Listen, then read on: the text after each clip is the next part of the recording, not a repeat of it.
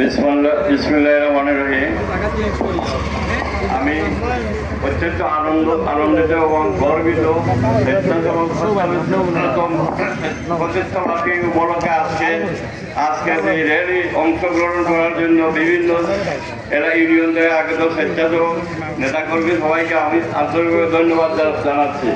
আজকে এই অনুষ্ঠানের সম্মানিত ছোট ভাই সভাপতি, উপস্থিত বিএনপি সাধারণ সম্পাদক জনাব রিজওয়ান সাহেব, উপস্থিত স্বেচ্ছাসেবক দলের নেতৃবৃন্দ, আমি সবার নাম নিতে পারছি না, স্বেচ্ছাসেবক দল, যুবদল, ছাত্রদল, সবাইকে আমি আন্তরিকভাবে ধন্যবাদ জানাচ্ছি।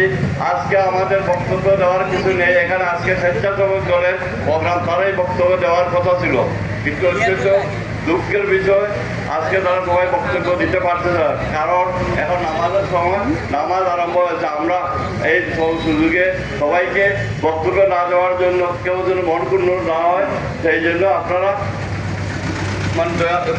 আপনার ক্ষমা দৃষ্টিতে দেখবেন।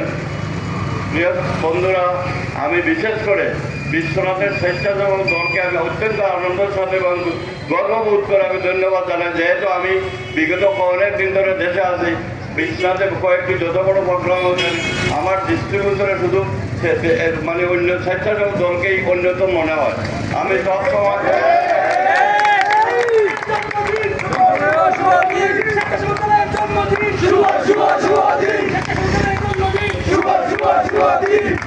আমি আমি আমি সব দলে অংশগ্রহণ করি, কিন্তু আমার দৃষ্টিতে একটু বেশি স্বেচ্ছাসেবক দলকেই লাগে।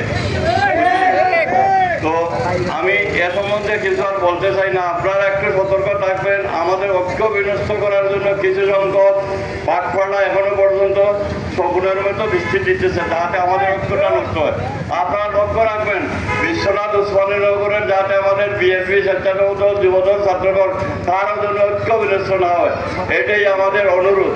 আজকে আমি আবার সবাইকে বলতেছি, এখানে যারা উপস্থিত আছেন, বিভিন্ন অঙ্গ সংগঠনের নেতৃবৃন্দ, বিএনপি, পৌরসভা, আপনারা আল্লাহ তাআলার কাছে আমাদের প্রিয় নেতা ইলিয়াস আলীর জন্য দোয়া করবেন, যাতে তিনি অক্ষত অবস্থায় আমাদের মাঝে ফিরে আসেন। আগামীতে আমাদের নির্বাচন ইনশাল্লাহ, আমরা যতটুকু জানি বা বুঝলাম, নির্বাচন ইনশাল্লাহ ফেব্রুয়ারিতে হবে।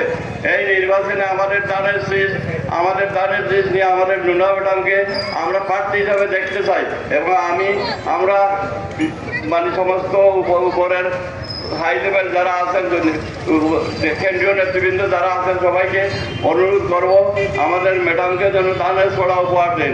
আমরা কথা দিচ্ছি, আমাদের ম্যাডাম যদি দানের ছড়া উপহার বিশ্বনাথের এবং উসমানীনগরের মানুষ বিপুল ভোটে ওনাকে জয়যুক্ত করবেন।